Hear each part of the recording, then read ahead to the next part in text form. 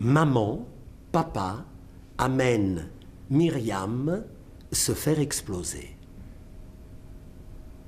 Papa, maman, la fille, le trio familial, dans toute sa densité, c'est-à-dire dans ses défauts et ses qualités humaines, contiennent le monde, contiennent l'humanité. Dérisoire, passionnante, défectueuse, perfectible, et le train va. Fellini avait dit la nave va, hein? Et ici le train va, alors qu'il n'existe même pas ce train, dans la réalité en tout cas, géographique. Mon amour immodéré pour la littérature italienne, que j'ai apprise sur les bancs d'école et dont le théâtre fait partie, le théâtre textuel, l'écriture théâtrale. Et l'amitié d'Angelo Bison, la complicité dans le travail qui fait que nous lisons beaucoup d'auteurs italiens. Et nous nous en délectons et nous essayons de trouver, de choisir de bons textes pour donner lieu à de beaux projets.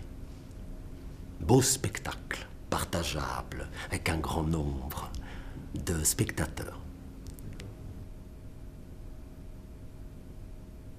Parce qu'il est italien et que les Italiens sont traditionnellement, ataviquement, c'est un mot un peu docte qui veut dire depuis leurs ancêtres, hein, consanguinément, maîtres dans l'acrobatie du compromis. Compromis historique, compromis politique, compromis sociétal, l'actualité le dira encore, compromis d'élection politique, qui, quoi, comment. Alors, il est italien et de ce fait-là, il ne choisit pas. Il a l'intelligence de ne pas dire il y a là un adversaire et par contre quelqu'un qui a notre adhésion. Il y a une réalité historique qui donne lieu à une situation, on l'a dit, inacceptable aujourd'hui. Et l'auteur remet ça sur le tapis, à savoir sur le plateau, en donnant au spectateur les clés pour se faire une idée.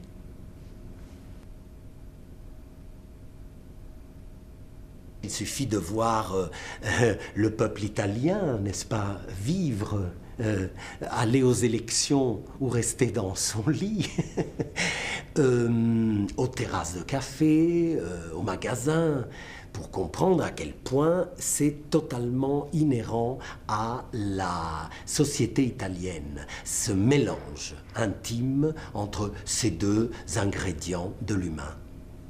Ce sont deux ingrédients avec lesquels l'auteur a imaginé de raconter aux spectateurs de théâtre cette histoire. Et donc il fallait que nous les appréhendions et que nous les mixions, un bon cocktail, pas explosif du tout, mais au contraire plein de belles pensées.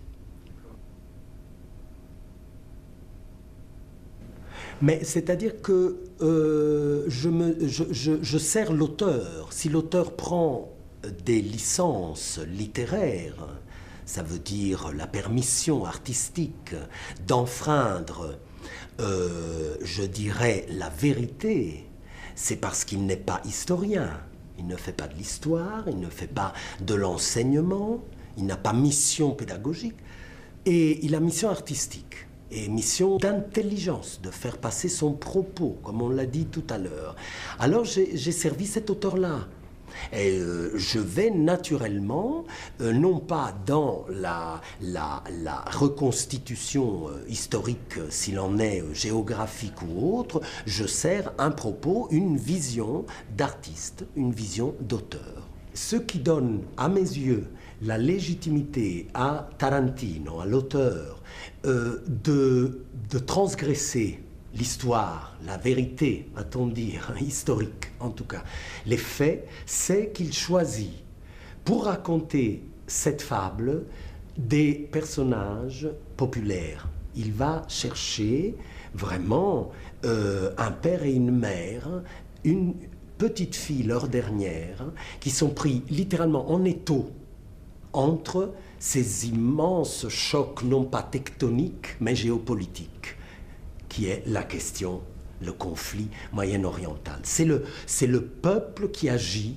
instrumentalisé, bien sûr, qui souffre et qui veut trouver une issue vivable. Voilà.